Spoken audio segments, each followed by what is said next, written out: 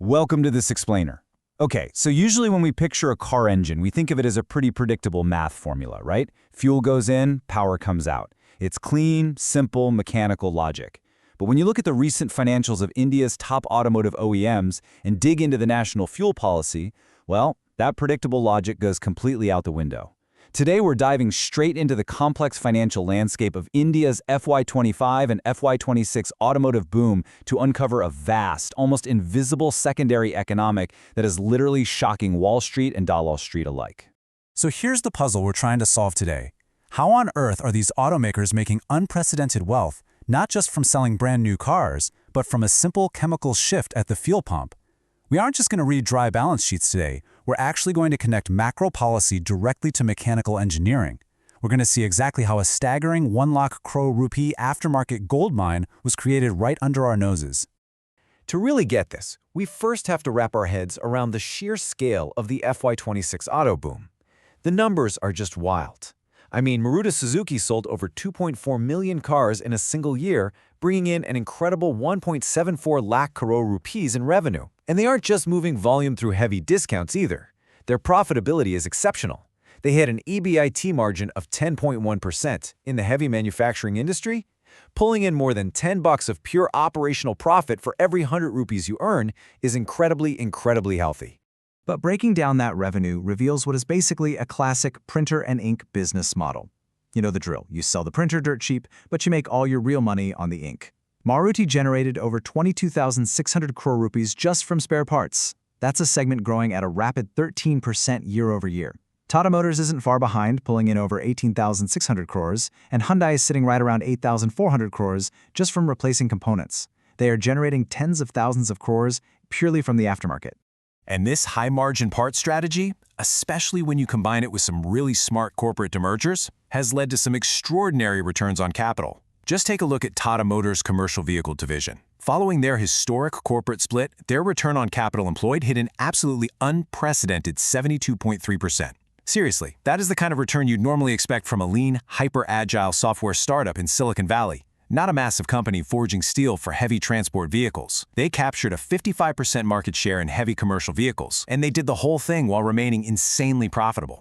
And we're seeing this exact same trend everywhere. It's across the entire sector. You've got Mahindra raking in over 1,300 crores just from rural tractor parts. And companies like Bajaj and TVS are making massive sums from two-wheeler spares.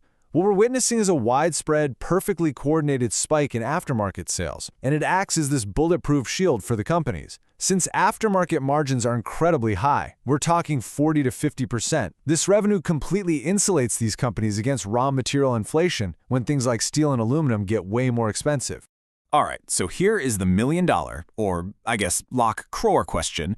What exactly is accelerating all this mechanical wear and tear? Why are they suddenly selling so many spare parts? Well, the answer isn't actually found on the factory floor, and it's not in the design of the vehicles themselves. To solve this mystery, we actually need to look at what's going into the gas tank. We have to investigate the fuel itself. Let's talk about the EBP, the ethanol-blended petrol program, and see how this whole thing builds up. This was a 25-year energy transition journey. It started super small with a pilot in 2001, and then things kind of stalled out until the 2018 National Biofuel Policy finally allowed ethanol to be made from surplus grain and maize rather than just sugarcane. From there, the rollout was like a rocket launch. It swiftly culminated in a nationwide E20 fuel standard by June 2026. That is a full 5 years ahead of their original 2030 target. So why the aggressive rush to roll this out? Honestly, because the macroeconomic wins were just too huge to ignore. The government pushed this policy to brilliantly secure domestic energy independence, basically substituting massive amounts of imported crude oil. That move alone saved an estimated 1.97 lakh crore rupees in foreign exchange. At the exact same time, it acted as this incredible agricultural subsidy, executing a 1.6 lakh crore rupee rural wealth transfer straight into the pockets of local farmers. I mean, on a national scale, it is an absolute masterclass in policy. But, thermodynamics tells us there's no such thing as a free lunch. Now, scientifically speaking, ethanol is a fantastic fuel. It provides a much cleaner combustion and has a significantly higher octane rating of 108.5 compared to pure petrol's 84.4. But here's the catch. It has a lower energy density. That means your engine actually has to burn more of it just to generate the exact same horsepower. So the immediate mechanical trade-off for the consumer? A guaranteed 3 to 5% drop in vehicle mileage. But actually, scratch that. Mileage wasn't even the real problem here. The real mechanical friction started in April 2026, when E10 was completely yanked from the market and E20 became the single default base fuel. Suddenly, millions of older, non-compliant cars had literally no choice but to use E20. And ethanol has a very specific, very tricky chemical property. It is highly hygroscopic. All that means is that it acts like a magnet for water. It strongly absorbs moisture from the surrounding environment straight into your fuel tank. And that chemical quirk kicks off a pretty rough chain reaction. The fuel absorbs water, which causes rusts in your metallic lines, but it also simultaneously acts as a highly potent chemical solvent. Inside older engines that were just never designed for E20, this new fuel basically acts like chemical sandpaper. It rapidly eats away at older rubber hoses, engine gaskets, and plastic seals. And of course, this dramatically accelerates the wear cycle, forcing millions of vehicle owners straight into the repair shop. Naturally, public outrage hit pretty hard, and people were demanding answers. But the automakers? They defended themselves expertly. They pointed out that out of the tens of millions of serviced vehicles, over half were simply older, non-compliant models. They smoothly attributed the damage to just normal wear and tear on legacy engines, and by doing that, they effectively required all those owners to go right back to authorized dealers if they wanted to preserve their existing 3 to 5 year vehicle warranties. Okay, let's look at the monetization loop this whole situation created, because it is highly effective.